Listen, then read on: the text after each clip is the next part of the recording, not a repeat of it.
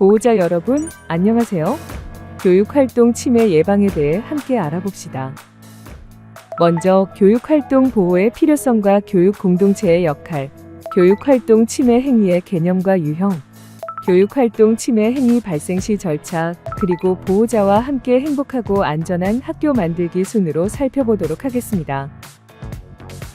서로를 존중하는 마음이 바로 교육활동 보호의 시작입니다.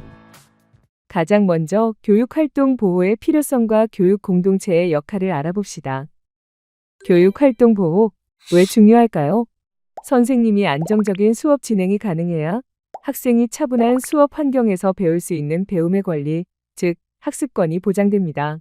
또한 보호자님들께서도 여러분의 자녀가 건강한 환경에서 배움과 성장을 이룰 권리를 누리도록 지켜줄 수 있습니다. 즉, 교육활동이 보호되어야 교육 공동체 모두의 권리가 존중됩니다. 초중등교육법 제18조에 오는 보호자의 의무 조항을 신설하여 보호자에게 교직원 또는 다른 학생의 인권 침해 행위 금지, 교원의 생활 지도 존중 및 교육활동 협력의 의무를 명시하고 있습니다. 보호자는 우리 아이의 첫 선생님이며 학생은 배움과 성장을 통해 미래를 열어가는 주체입니다. 교사는 전문성을 바탕으로 아이를 이끄는 교육 전문가입니다. 교육 공동체인 학생, 교사, 보호자는 함께 주체가 되어 아이들의 건강한 성장과 행복한 배움을 위해 협력해야 합니다. 교육 3주체 간의 상호 존중과 신뢰가 정답입니다. 이제 교육활동 침해 행위의 개념과 유형에 대해 알아보겠습니다. 교육활동 침해 행위란 고등학교 이하 각급 학교에 소속된 학생 또는 그 보호자 등이 교육활동 중인 교원에 대하여 상해, 폭행, 협박 등 형사처벌 대상으로 규정한 범죄 행위, 교원의 교육활동을 부당하게 간섭하거나 제한하는 행위를 하는 것을 말합니다. 교육활동 침해 행위의 주체는 각급 학교에 소속된 학생 또는 보호자 등이며 대상은 교육활동 중인 교원입니다. 교육활동 중인 교원을 보호해야 우리 학생들의 학습권이 보장됩니다. 교원, 학생, 학부모 모두 교육활동을 보호하는 주체이므로 적극적인 실천이 필요합니다. 그렇다면 교육활동이란 무엇일까요?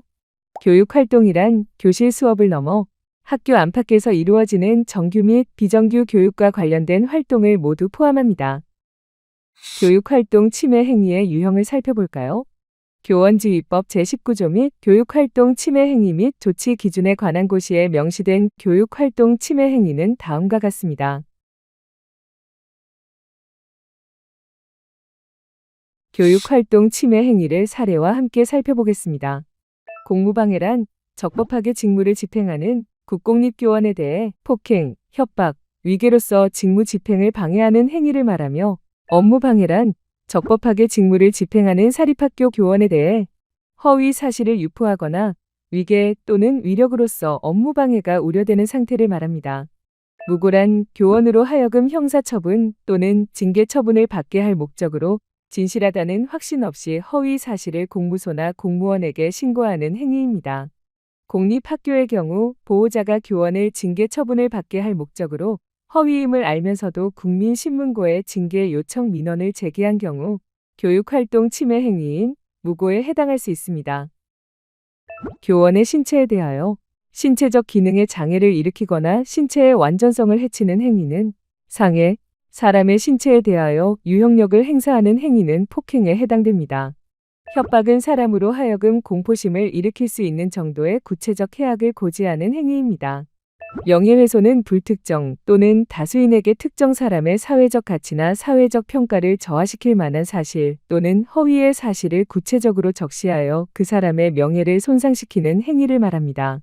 단 한 명에게만 사실을 전달하였더라도 그 상대방이 알게 된 사실을 불특정 다수에게 전파할 가능성이 있었을 경우에도 명예훼손은 성립됩니다. 모욕은 불특정 또는 다수인에게 특정 사람의 사회적 평가를 저하시킬 만한 추상적 판단이나 경멸적 감정을 표현하는 행위를 한 경우가 해당됩니다. 교원 앞에서 큰 소리로 욕설 후 혼잣말이라고 변명하더라도 다른 사람이 들을 수 있도록 교원의 외부적 명예를 저하할 만한 경멸적인 감정을 공공연히 표시하였다면 형법상 모욕에 해당할 수 있습니다. 손괴는 타인의 재물, 문서 또는 전자기록 등 특수 매체 기록을 손괴, 은닉, 기타 방법으로 효용을 해치는 경우를 말합니다.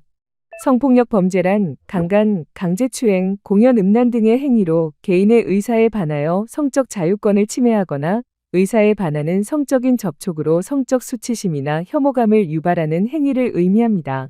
학교에서 가장 빈번하게 일어나는 성폭력 범죄는 핸드폰을 이용하여 몰래 교원의 신체 일부를 촬영하는 행위입니다.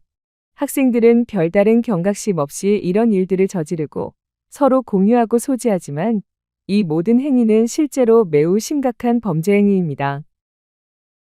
불법 정보 유통 행위는 전기통신 설비를 이용하거나 전기통신 설비와 컴퓨터 및 컴퓨터의 이용 기술을 통하여 불법 정보를 유통하는 행위입니다. 이때 불법 정보란 다음의 세 가지의 내용을 포함하는 정보를 의미합니다. 그 밖에 스토킹 행위와 같이 기타 다른 법률에서 형사처벌 대상으로 규정한 범죄 행위도 침해 유형에 포함될 수 있습니다. 교원의 정당한 교육 활동에 대해 교육 당사자가 개인적인 이익이나 불만 표출을 위해 교원이나 학교에 지속적, 반복적으로 부당한 요구를 하는 행위는 목적이 정당하지 아니한 민원 반복 제기에 해당합니다. 또한 교원의 직무 범위나 교육 과정에 명시되어 있지 않는 일 등 교원의 법적 의무가 아닌 일을 수행하도록 지속적으로 강요하는 행위도 교육활동 침해 행위입니다. 마지막으로 성적 언동으로 성적 굴욕감을 느끼게 하는 행위란 사회 공동체의 건전한 상식과 관행에 비추어 객관적으로 성적 굴욕감이나 혐오감을 느끼게 할 수 있는 행위로 인해 성적 굴욕감, 혐오감을 느끼는 경우에 해당됩니다. 수업을 듣지 않는 것을 넘어서 교육 활동을 의도적으로 방해하고 교원의 지시를 고의로 무시하여 정상적인 교육 활동을 지속할 수 없도록 방해하는 행위, 교육 활동 중인 교원의 영상, 화상, 음성 등을 촬영, 녹화, 녹음, 합성한 후 무단 배포하는 행위 또한 교육활동 침해 행위입니다.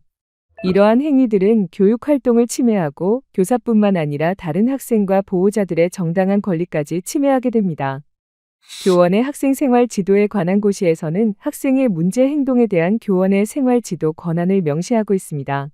학생 또는 보호자가 교원의 정당한 생활 지도에 불응하여 의도적으로 교육 활동을 방해하는 경우 교육 활동 침해 행위로 조치를 취할 수 있습니다.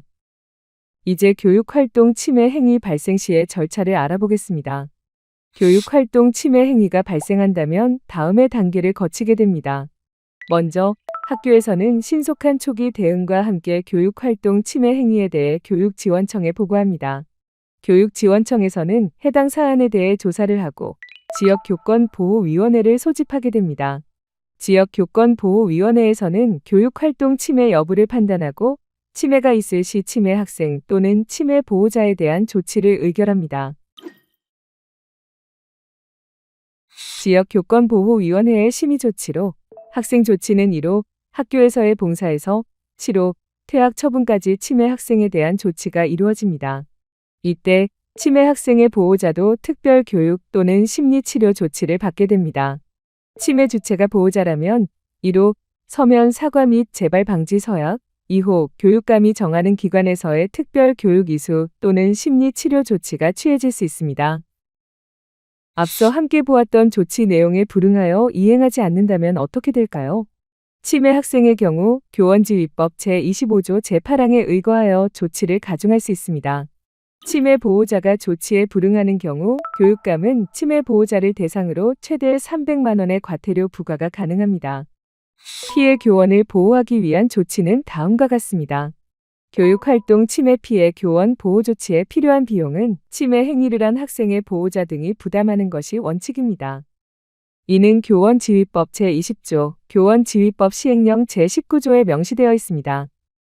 그렇다면 보호자와 함께 모두가 행복하고 안전한 학교는 어떻게 만들어갈 수 있을까요? 급변하는 사회 속에서 학생들의 가치관과 행동 양식은 다양해지고 있으며 학생들의 스트레스 증가와 이에 따른 정서적 불안정, 사회성 부족, 사이버 폭력, 딥페이크 등 새로운 형태의 문제 행동들이 증가하면서 생활 지도의 범위가 넓어지고 교사의 어려움도 더욱 커지고 있습니다. 또한 교사들은 수업 준비, 평가, 학생 상담, 학교 행사 등 다양한 업무를 처리하는 동시에 교육과정의 행정 업무 부담이 있으며 급격한 교육 환경 변화에 맞춘 전문성 신장을 위하여 최선을 다해 노력하고 있습니다. 이제 소통, 존중, 협력적 방법으로 우리 아이의 성장과 행복한 학교 생활을 돕는 방법을 구체적인 질의응답을 통해 알아보겠습니다. 1. 자녀에게 안전사고가 난 경우입니다. 아이가 체육 수업 중 넘어져 크게 다쳤습니다. 출결 처리 및 치료비 보상에 대한 문의를 어떻게 해야 할까요? 자녀가 다쳐 속상한 마음을 조금 가라앉히시고 상황을 먼저 확인하신 뒤 선생님께 연락드리기 바랍니다. 방문을 원하실 경우 사전 예약을 하고 약속 시간에 내방해 주세요. 학교에서 안전사고 발생 시 학교안전공제회에서 치료비를 지원받을 수 있으니 담임 선생님과 상의하셔서 안내받으실 것을 권해드립니다. 2. 자녀가 학교 폭력의 가해자로 연루된 경우 학폭심의 전반에 대한 문의와 제 아이도 피해가 있다는 점 등을 상의하고 싶은데 어떻게 해야 할까요? 자녀의 말만 듣고 상황을 이해할 때는 전체 맥락을 알기 어려워 오해가 생길 수 있습니다. 신고받은 내용과 다르게 자녀의 피해 사실을 뒷받침할 근거가 있다면 학교 폭력 업무 담당 선생님과 연락하셔서 전달하시고 추후 진행 과정을 문의 및 상의하시면 됩니다. 3. 성적에 대한 이의 제기 관련입니다. 자녀의 수행평가 또는 정기고사와 관련하여 이의를 제기하고 싶은데 어떤 과정을 거쳐야 할까요? 먼저 교사에게는 교육과정을 편성할 권리, 교육 방법을 결정할 권리, 학생을 평가할 권리가 있으며 학부모는 이를 존중하여야 한다는 사실을 기억해 주십시오. 자녀의 성적이 걱정되고 때로 불만족스러울 수 있으나 기본적으로 평가는 교사의 고유 영역이며 누구에게나 공정하게 처리되어야 하므로 성적 산출 과정에 문제가 없을 경우 그 결과도 존중해 주시기 바랍니다. 만일 문항 관련 오류가 있다고 생각되시면 성적 이의 신청 기간 내에 이의를 제기하시면 됩니다. 관련 절차에 따라 문항 오류 여부 및 처리 과정을 논의, 결정하여 그 결과를 알려드리겠습니다. 4. 생활기록부 관련 이의 제기입니다. 생활기록부 특기사항 또는 종합의견 내용이 진하게 불리하게 작성되어 있어 이의를 제기하고 싶은데 어떻게 해야 할까요? 특기사항 및 종합의견은 학교에서의 학생 행동과 발달을 관찰한 내용을 토대로 작성되며 기재 관련 사항은 교사의 고유한 권한입니다. 특기사항 및 종합의견에 대한 수정 또는 특정한 방향으로의 작성 요구를 수용하는 것은 불가능하며 지속적, 반복적으로 요구하시는 경우 교육활동 침해로 인정될 수 있습니다. 다만 객관적 자료에 의해 증빙이 가능한 항목, 독서, 봉사활동 등에서 오류사항이 있다고 판단될 경우 담임 선생님과 연락하셔서 전달하시면 근거 자료를 토대로 정정 가능합니다. 학생의 생활기록부 기재 내용에 대한 사항은 학부모 나이스 서비스를 통해 확인하실 수 있습니다. 5. 자녀가 학교에서 잦은 교칙 위반으로 지적을 받아 담임 선생님과 상의를 드리고 싶은데 어떻게 이야기해야 할까요? 학생의 성장을 위해 선생님과 보호자님은 함께 협력하는 동반자 관계입니다. 연락은 학교 업무 시간 중에 주시고 처음 상황을 전달하실 때에는 정중하고 객관적인 언어를 사용하여 상황 설명 및 사실 확인을 요청해 주시기 바랍니다. 자녀의 상태 및 태도에 구체적으로 어떤 문제가 있었는지, 다른 이유는 없었는지 등에 대해 상담할 수 있습니다. 문제 해결을 위한 다양한 대안 및 개선 방안을 함께 모색하고 향후 유사 사례가 재발하지 않도록 지속적으로 관심과 소통을 유지해 주시기 바랍니다. 6-1. 자녀가 교육활동 침해 행위를 했을 때 보호자님은 어떻게 대처하면 좋을까요? 먼저 자녀와 차분하게 대화해보고 피해 교원에게 자녀가 사과 의사를 전달할 수 있도록 적절한 의사 표현 방법을 알려주는 등 해결을 위해 적극적으로 노력해야 합니다. 만약 지역교권보호위원회 심의에 출석하게 된 경우 자녀의 태도 개선을 위해 노력한 점을 소명합니다. 6-2. 그렇다면 이번에는 자녀가 행위 사실을 부인하는 경우에는 어떻게 대처하면 좋을까요? 이번에도 역시나 자녀와 차분히 대화해보는 것이 중요합니다. 교육활동 침해 의심 행위가 어떤 상황에서 발생한 것인지 깊게 대화해보고 대화한 내용을 학생 확인서나 보호자 확인서에 상세히 기재하시고 지역교권보호위원회 심의위원들께도 자세히 설명합니다. 자녀의 입장을 뒷받침할 근거가 있으면 함께 제출하는 것이 도움이 됩니다. 학교 교육활동이 궁금하세요? 문의는 근무 시간 내에, 상담은 약속 시간을 미리 정해주시고 교육활동 전문가인 교사를 존중해주세요. 민원을 제기하기 전에는 감정을 가라앉히고 사실관계를 정확하게 파악한 후 전화나 서면으로 먼저 상담해 주세요. 선생님이 교육 활동에 전념할 때 우리 아이의 학습권이 보장되고 선생님과 학생이 모두 행복할 때 올바른 교육 활동이 이루어질 수 있습니다. 앞서 안내드린 것처럼 상담이 필요한 경우 학교 방문에 대한 사전 예약을 해야 합니다. 먼저 학교 대표 전화로 전화하여 담당 교사와 일정을 미리 조율합니다. 그 후 학교 홈페이지 또는 이알림이 등에서 개별 학교의 방문 예약 방법을 확인하여 예약한 뒤 방문합니다. 학교 방문 사전 예약제는 학생의 안전을 위해 사전에 예약, 승인된 외부인만 학교에 출입할 수 있도록 하는 서울시 관내 모든 학교에서 전면 시행하고 있는 제도입니다. 때로 놀라고 당황한 마음에 급하게 연락하셔서 선생님과 갈등이 시작되기도 합니다. 다음에 행동과 감정을 조절하는 방법을 살펴보고 함께 실천해 봅시다. 교육활동 침해 예방은 교사와 학생 모두가 교육에 집중할 수 있는 건강한 교육 환경을 만드는 첫걸음입니다. 보호자 여러분, 오늘 교육 내용을 잘 기억하시고 소중한 자녀가 선생님을 존경하고 학교를 좋아하는 행복한 학교를 함께 만들어 나가길 소망합니다. 수고 많으셨습니다. 감사합니다.